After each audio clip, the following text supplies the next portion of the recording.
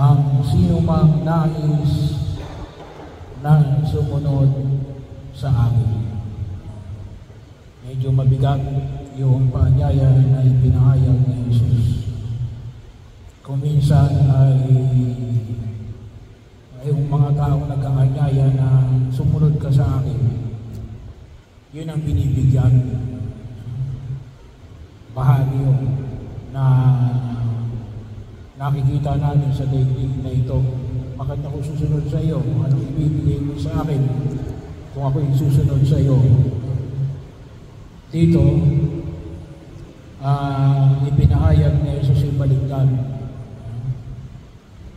Limutin mo ang iyong sarili. So medyo may kabigatan. Limutin mo ang iyong sarili. Hindi yung nawawala sa sarili. May mga taong nawawala sa sarili. Kawa maaari na matinding problema, nawawala sa sarili. Hindi niya malaman kung ano yung gagawin niya sa kanyang sarili. Nawawala ng puliran. Hindi kaya ay nawawala ng wisyo. Mga bahagi na kung saan niya rin, limutin ang sarili. Yung sa wikang English, self-denial. Ipagkakain mo ang isang bagay para sa sarili mo. Pagkakaitan mo ang sarili ng mga bagay na kung tinuusin ay para sa iyo. Kaya may kabigatan. Kaya huwag kayong magtaka kung bakit kakaunti ang sumusunod kay Jesus. Hindi mo kasi madali yung pinagagawa ni Jesus. Limutin mo ang iyong sarili. Pero hindi limutin yung sarili simply because gusto mo lamang makalimot sa sarili mo and becoming nobody. Ngunit limutin mo ang iyong sarili upang maging kabahagi ka ng pagkilos ni Kristo. Alang-alang kay Jesus. Kaya mo lilimutin ang sarili mo. Alang-alang sa paghahari ng Diyos. Alang-alang sa pagliligtas ng sangkatauhan. Yung bahagi na ipinamamanig ng buong ikapat na pagkakataon na sabi nga, ang ihahandog mo ay ang iyong sarili. Ang ihahandog mo ay ang iyong sarili. So, paano ang pagkilos? Una, ay dapat alam natin kung anong ihahandog natin. Hindi lang pwede sabihin natin na gusto mo maglingkod. Saan mo gusto maglingkod? Dapat maliwanag. Kaya napakahalaga na makita rin muna sa ating ano yung bagay na ipinagkaloob sa iyo ng Diyos. Pagkakataon na nawang makita ho natin.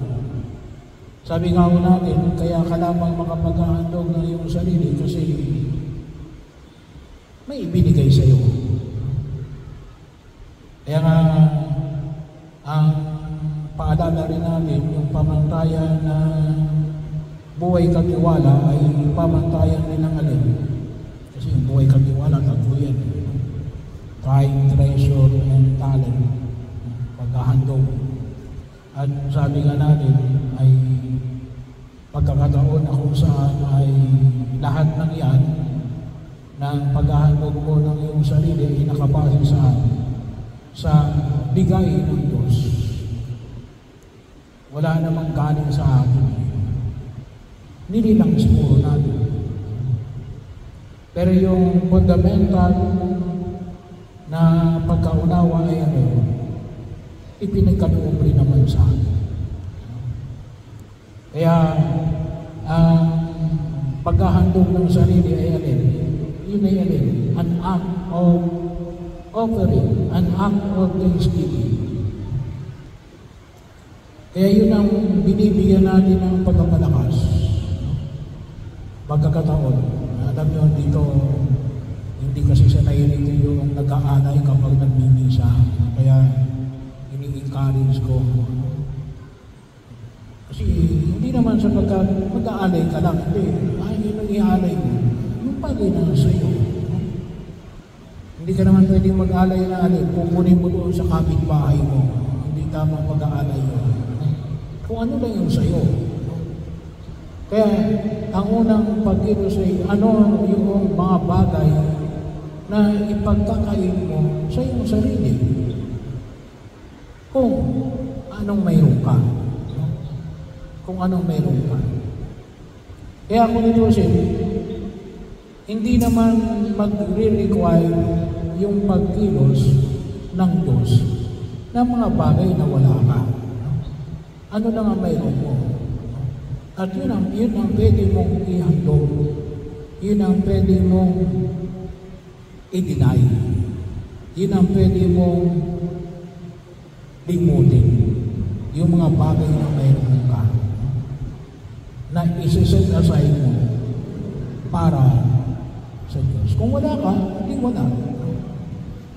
Bahagi mo na kung saan ay makita na wala kang maihandog. Simple lang. Bakit? Wala ka eh. Kaya nga yung paghahandog, yung paglilimot, yung pag-aalay, kasi mayroon ka.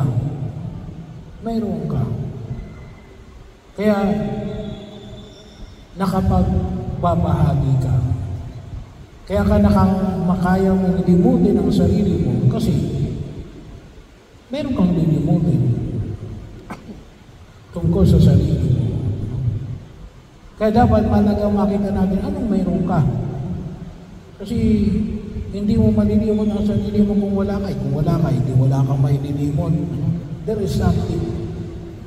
At yun ang bigyan natin na higit na pagkilala. Ano yung mga bagay na mayroon tayo. At doon higit tayo higit na makapaglilingkod sa Diyos.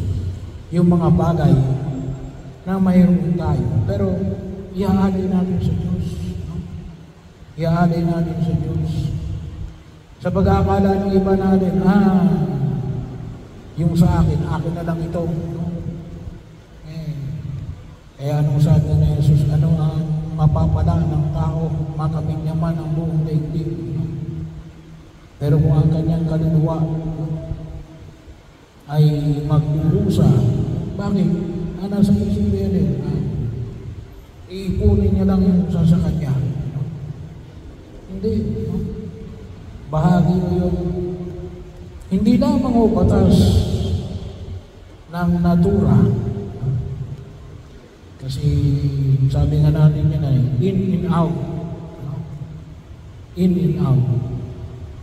Hindi pwede lahat ay in lang. Hindi naman pwedeng out lahat. Kasi kung wala kang in, wala kang iya-out. Kaya yun yung bahagi na kung saan ay makilala muna natin ano yung mga bagay na mayroon tayo. At bahagi rin nun ang pagkilos ng ganitong klase ng kaisipan ay sabi nga natin kasi ay anong sabi nga mo minsan, God cannot be outdone in His generosity. Kasi lahat ng yan, sabi nga natin, ay galing sa Diyos.